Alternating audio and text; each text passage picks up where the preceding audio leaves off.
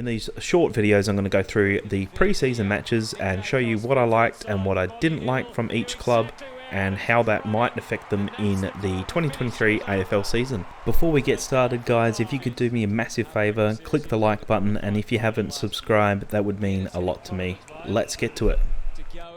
Overall, the game between the Hawks and the Magpies was pretty good. It was at the Uni of Tassie Stadium in Launceston. The Pies won by 6 points in the end, and both were relatively accurate at goal kicking. They had a lot of shots at goal, both teams. But being a pre-season match, I don't think everyone pushes as hard as they can because nobody wants to risk injury, although that might benefit the Hawks as they have a younger team. The younger players might try to prove their worth and play that little bit harder so they can get that week 1 spot.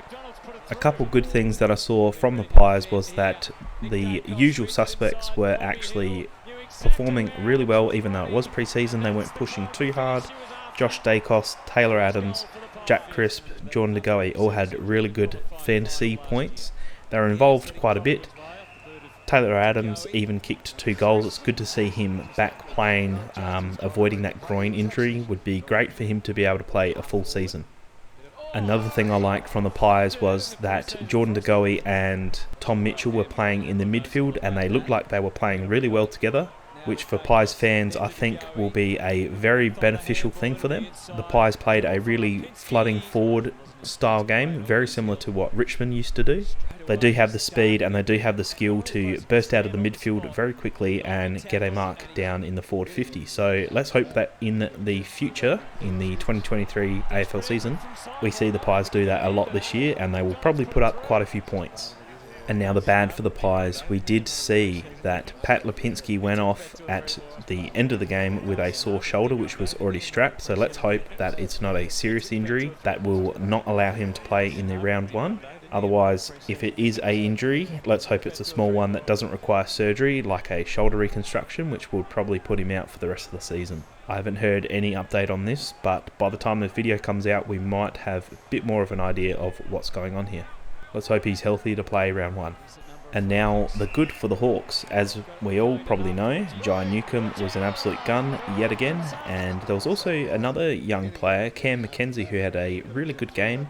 And the import from Port Adelaide, Carl Amon, had a very good game as well. Other than that, there wasn't too many notable outcomes from the Hawks. James Warple played pretty well. He had 30 disposals, 624 metres gained. He only spent 67% on the ground. I think that might still be a little bit of a fitness issue for him, but to be able to get 30 disposals in just 67% of game time played and getting that many metres gained, I think that means that he's probably going to be pretty fit by maybe round 3 to 5. He might be pretty good. Let's just hope that he can remain fit and he'll be able to play, and between him and Jai Newcomb, I think they'll have a pretty decent midfield. Probably not as good as the Pies, but they'll be playing pretty good footy, I reckon, by then. So let's hope for that. Fingers crossed. And the other thing that was really good for the Hawks was that Fergus Green actually kicked 3 goals, 2 behinds. He's an import that I showed in the previous video in the other unofficial AFL matches, that he played really well.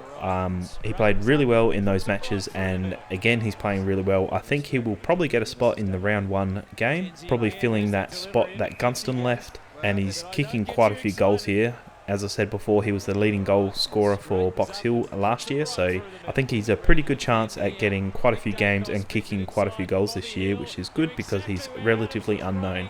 And the only really bad thing that I saw, in my personal opinion, from the Hawks was that although the inside 50s was fairly even, the Pies won that by 2 inside 50s. It almost felt like once the Pies were inside, the defenders at Hawks were scrambling on defense. They were trying to catch up. It almost felt like the Pies almost had their own way once they were inside 50, and Hawks made way too many mistakes, which against a more lethal team will probably lead to a very high score against them, something that they'll have to tidy up over the year.